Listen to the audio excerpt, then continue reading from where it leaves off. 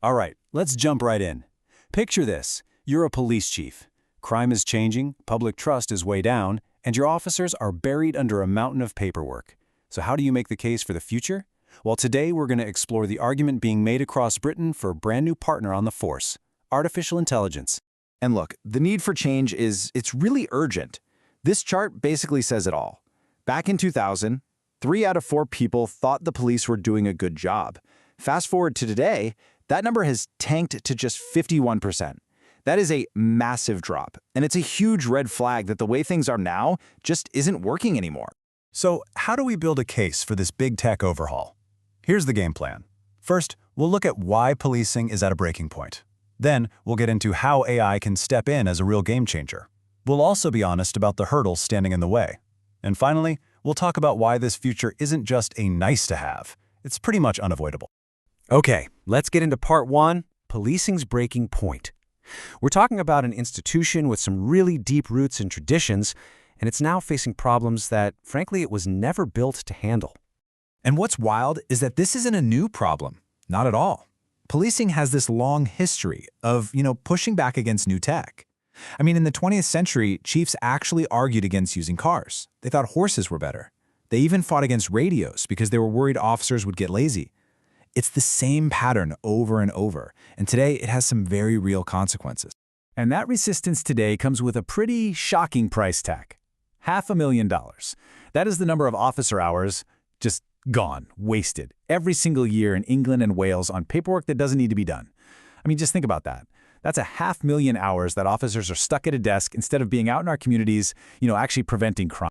And a huge piece of this wasted time is spent on stuff that feels like it's from a totally different era, like transcribing interviews. In a lot of places, this is still done by an actual typing pool. In fact, Police Scotland, and this is the country's second biggest force, still has 40 typists on staff just for this. It creates a massive bottleneck that just slows everything down. Okay, so if that's the problem, what's the solution? Well, let's move on to our second section, AI as a new partner. The core idea is super simple but really powerful. Let's use technology to do the grunt work so our officers can get back to doing the job that only they can do. But this leads to the big question, right? It's easy to throw around the term AI, but what does that actually look like on the street? How does this tech become a real practical partner for the police? Let's start with that transcription problem we were just talking about.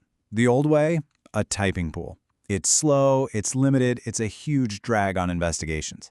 Now, look at the alternative. The new way is AI transcription. It's instant, it's basically infinitely scalable, and most importantly, it gets officers out from behind their desks and back on active duty. But the potential here goes so far beyond just paperwork. We are talking about a fundamental change in how policing gets done. This means modernizing how they gather evidence, using AI to speed up investigations, and ultimately making the public safer in ways we probably couldn't have even imagined a few years ago. And this isn't just a theory. This is really happening. Forces all over the UK are already using these tools. The Met in London has a chatbot to make reporting crime easier. Police Scotland is using advanced analytics to find key evidence in really tough cases.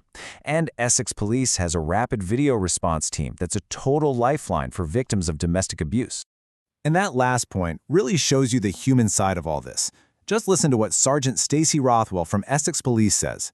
It's not just about being efficient. For so many victims, the absolute last thing they want is a marked police car sitting outside their house. This new video tech completely changes that, making it so much safer and easier for people to get the help they need. The potential here is absolutely massive, and the people in charge are really starting to get it. As Superintendent Lewis Lincoln Gordon says, we're probably still underestimating just how big of a deal this could be for transforming police services for the better. But of course, it's not quite that simple. If the benefits are so obvious, you might be wondering why isn't this happening everywhere already? And that brings us to our next section, the very real hurdles to modernization. So what's holding things back? It really boils down to 3 big things. Number 1, money. No big surprise there. Budgets are tight, and it's often easier for politicians to fund more officers you can see on the street than tech you can't. 2, inertia. It's that resistance to change we talked about, plus a real lack of digital skills. And number 3, public opposition.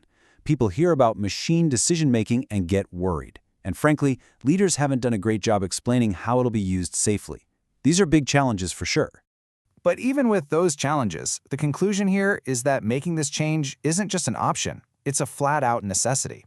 Which brings us to our final section, the unavoidable future.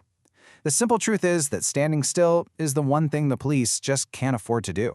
And here is the single most important reason why they can't wait. As Harry Shoney, who's the head of AI at Police Scotland, says, AI isn't just changing policing, it's already changing crime itself.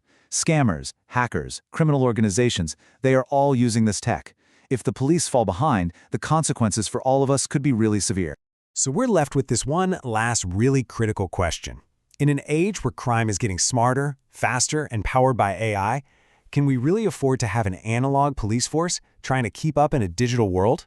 It's a question every community is going to have to answer, and the clock is definitely ticking.